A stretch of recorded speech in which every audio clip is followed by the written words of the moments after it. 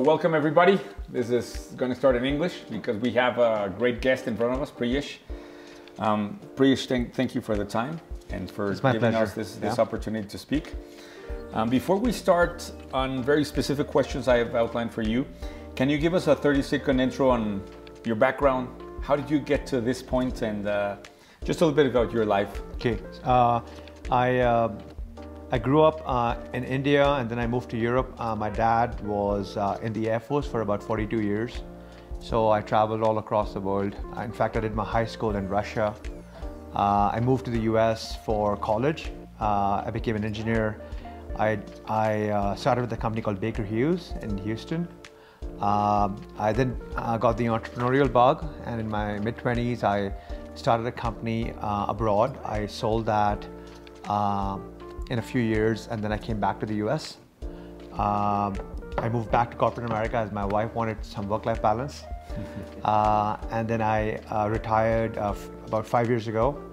You're retired? Yeah, and then I a bit young for my age. And then, you know, we actually moved here. We used to live in the mountains. And then I got involved with private equity. And this company is something that I took over, I think it was about 4 or 5 years ago. It was a tech company, and I've been doing this ever since. And now I've got to meet Juan and many other great people, so I've really enjoyed it.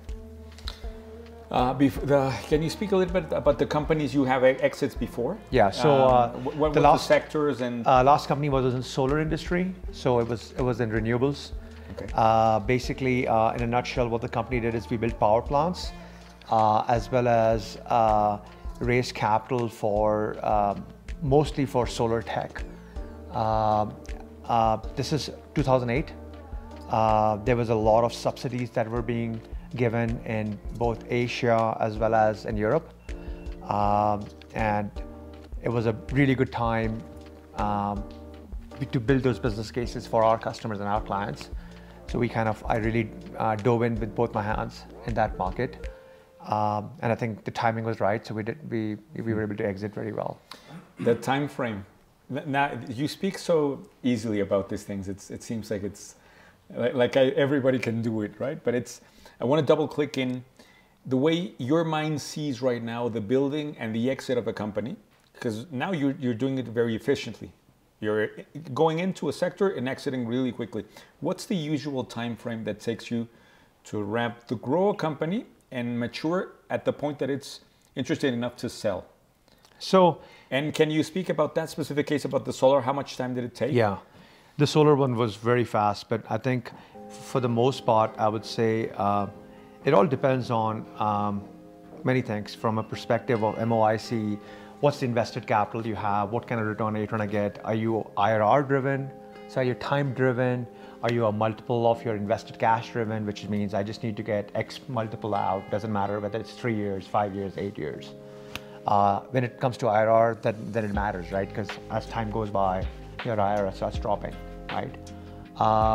But I think it's a very sector dependent thing. The solar, how much time did it take? It was 2.5 years. But now I'm in a test. But that 2.5 years, that's from starting the company, or it was already you bought something full-blown start to finish. Yeah. Starting bootstrap. And then wow. Yeah. And can you give us a number of the exit? Can you speak about that, or is it? It's confidential. Okay. I can give you more numbers on the company right now because we are Golden Gate Cap backed, and we are kind of more open with our numbers. Okay. Before we get to that, how exactly do you pull that off in 2.5 years? I think it's a few things. One is a couple of things that I'll recommend is when you're in a startup mode, that's all that needs to matter. If you will look for balance in life or anything like that, you have to pick. You have to pick, do you want to win or do you want to have a lifestyle? So sometimes we become entrepreneurs to have a lifestyle, to have an income so that we can put our kids through college. You know, instead of working for somebody, we work for ourselves. When you go after startups, at least the way I have always gone after it is there's only one mission, and that's to win that. My wife is here and she'll attest to that. Nothing else matters. And that's the reason why either I work or I don't work. And that's kind of been the mantra.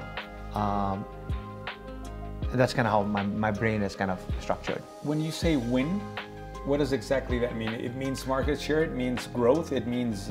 It's an objective. I mean, early on in my life, it was all about IRR or MOIC from a perspective of, you know, you're young, you're in your mid-20s, all you're trying to do is gain financial freedom.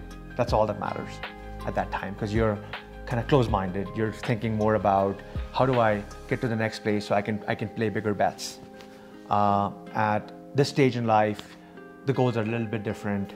Financial freedom doesn't exist, so it's not your goal anymore. So you're more focused on, can I transform an industry? Can I play a bigger bet?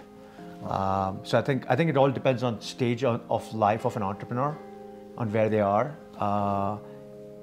I'm at a different place now, but I was definitely at a very different place at the time when I was doing that. Mm-hmm. Let me give you a couple of questions that the group asked me specifically. A lot of them are in profitable businesses, not really in a startup mode. They run businesses that give them a certain profit. They can have a certain lifestyle. As Juan, you've met. Yeah. If you were, and again, I know this is very personal, but through your lens, if you were sitting in one of those businesses that is profitable, do you recommend to leave that business with a management team and start and go play that startup game that's purely winning? That's how you would see it? So I think it depends on your personal personality and kind of what you enjoy. So my personality has always been, I always want to go into sectors that have that are new, that are kind of ambiguous, not known. So there's a lot of learning, a lot of innovation. I enjoy those kinds of aspects. I get phenomenally bored in cash cow businesses, which is, you know, pretty profitable, growing 10% year after year, you know, those kind of businesses. So my preference has always been to bring in a management team, let them handle that, so I can go and work on other things. I still do it today. You know, Voto has fortunately become really big in the last 4 or 5 years, but I spend most of my time in new sectors. As soon as a sector gets decently developed, new team members come in. One has come in to take over from me in a lot of things. And now I'm focusing on, again, the next. Usually new sectors means unprofitable. And usually it means, as you said, ambiguous. How far away, I mean, because have you seen the We Crashed series? No, I haven't, no. It's about, you know, the story, right?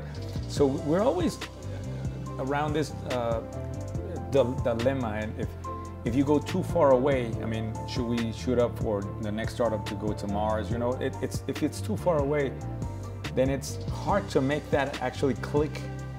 And you spoke a little bit about timing, but it's a very weird concept because it's future, it's new industry, but it's also at a point where you can actually almost sense that it's going to be profitable. How do you feel about that? How do you sense, and specifically, how did you sense when you went into these new startups? Yeah, so I'm not at the phase right now like Elon and a lot of the other guys like Bezos who are like, okay, I'm going to bet on going to Mars. Mm-hmm. That's because for them that's the next excitement, because it gets boring, right?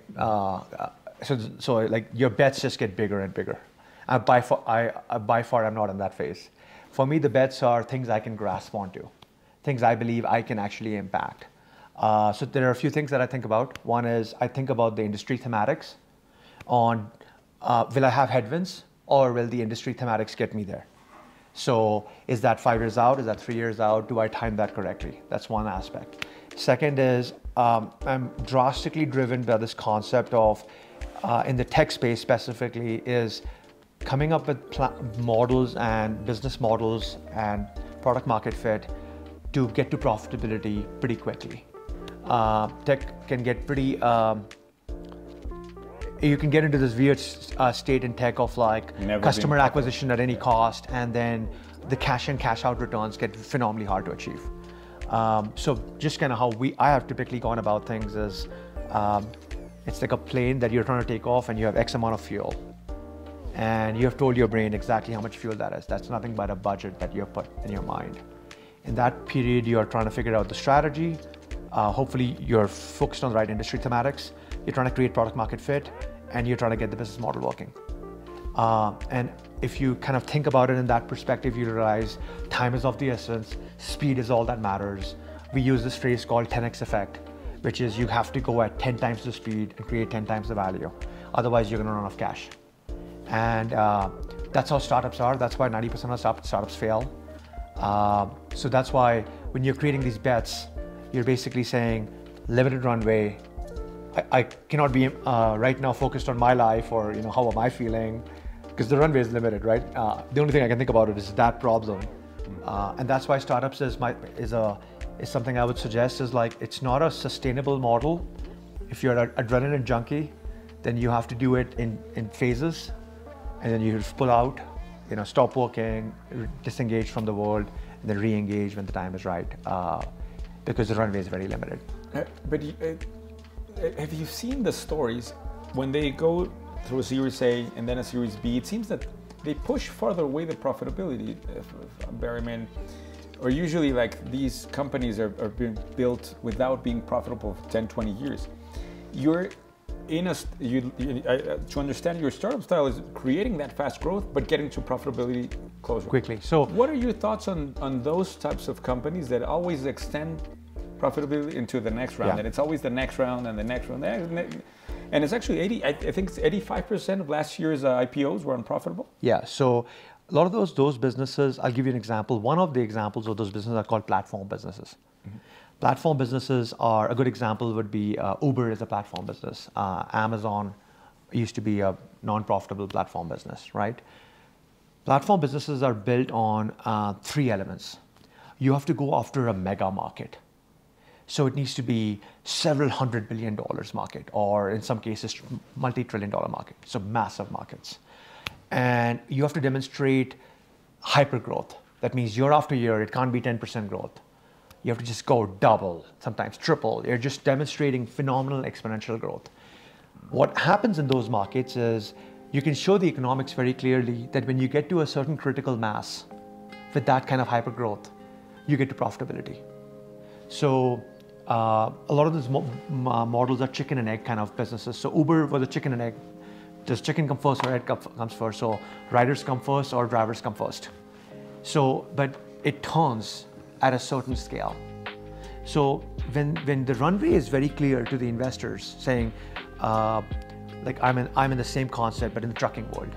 It's an $800 billion market in America, $3.6 trillion market abroad. So if the runway is clear that the market is really big, you have hyper growth and there is clear path to profitability, then you can actually justify an investment for that hyper growth.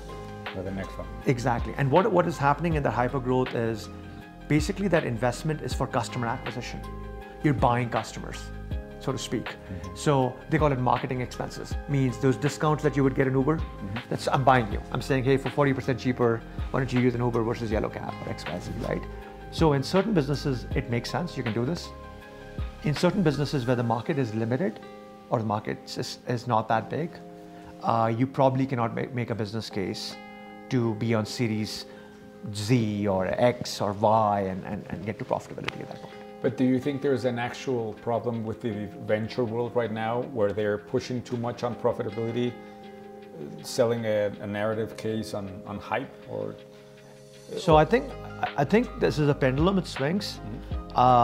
We swung to a direction of non-profitability for a very long time, and a lot of investors have not seen the returns. A lot of platform businesses have not we have not seen it. So the pendulum is, in my opinion, is swinging towards profitability. Is show me a clear pathway, and don't show me a 20-year runway to profitability. Show me a X. So you're seeing that pendulum swing, but I could make an argument that the answer is somewhere in the middle. In some cases, I would make an argument in total enterprise value. I could make a massive mistake if I try to go for profitability really quickly, and I don't exploit gaining a large piece of that market. So in some cases, like platform businesses, market share is the name of the game. And if you go after profitability very quickly, what happens is you have tweaked your business model such that you are going to be you're going to play in a small space. And then that turns into a cash cow business, so to speak. But a lot of the additional levers of revenue get missed because you don't have that customer acquisition. right? So it all depends on what game you're playing. Interesting. Before we go into the actual company you're working on right now, I was amazed that Juan told me about this, that you stopped and took a break. How exactly did you turn off that mind of yours? I mean, and specifically, we tend to speak a lot about this life and work balance, and not only balance, but the amount of time and energy you put into those things. So you were basically on win mode, spent 2.5 years on the solar company, and then just said, "Stop! I'm not doing anything." Is that the? So is that how you looked I was actually in corporate America when I retired, and the plan was to take a couple of years off, and then decide if I wanted to go do something different. That period was much shorter as I came across Golden Gate Capital. I met them and this company. So it all depends on. What was that like a year and a half off? Was it? No, it was 62 days. She and I used to live in Aspen, so we used to live right here. And I'll tell you kind of how my brain worked. I looked at it, and it depends on what are you trying to go after, right? Once you become an entrepreneur and you have investments and you have your seed investments and you're investing in companies, it can keep you busy, right? You can advise people on what needs to be done, and you have to make that call. Do you want to get on the saddle yourself? I have always been in this phase where I felt I still had something left in me, where I could do something where you're trying to change the shape of an industry. And I felt I had the batteries in me to do it. So, my wife and I spoke about this and said, okay, if I have one more round left, should I do it now? Right? I was 34 at the time. I'm 39 now. I clearly do not have one more round in me. Like, no possible way to change an industry. Yeah, I have hundreds of rounds in me to be board members, invest in companies, and give people advice, and run side businesses, buy property, real estate, all those kind of things, right? But by no means to just go in and try to transform an industry from grounds up. So, but is that an age thing? Do you think it's the energy that it's energy thing? The energy. Yeah, it takes a lot of effort. I sleep 4 hours a day. I've not taken a single weekend off. I've not taken a single day of vacation from August 7, 2017. And that is a level of, my wife and I are trying to have kids, right? We're 39 years old. She's also 39 years old, right? So it takes a lot to change an industry. It doesn't take a lot to create economic freedom. Making money is phenomenally easy because the competition is low, so to speak. Trying to change an industry is phenomenally hard. And you have to just kind of ask yourself, can you do it? Do you want to do it? And how long do you want to do it? And for us, this is our last foray into trying to do it. I picked the trucking industry, which is probably the most archaic and the hardest industry to change. But I'll be very honest, I'm so glad we made that decision. I'm so glad with everything that's happened in the last 5 years. It kind of gives me the energy for another 5 years. So I'm phenomenally excited, and I feel very blessed that we are going to achieve exactly what we thought of 5 years ago, and it's all going to line up, and it's all going to happen. But it's taken phenomenal sacrifice. She's here. She's not spent time with me for 5 years. I fly out every Sunday. I fly back every Friday, and that's been going on for 5 years. Changing the world is a very simple, people ask me, it's so cool to change the world. You talk about reading books and you read about it, and you're like, oh, this is so nice. It would be so nice to change the world. The only way to change the world is if you sacrifice everything. And it's so unfortunate. I wish there was a way to do it without sacrificing everything. But having said that, I'll say the positive side is nothing feels like a sacrifice, because the reward of changing the world is so fulfilling that you don't measure your time, you don't measure your sacrifice, so it doesn't feel like a sacrifice.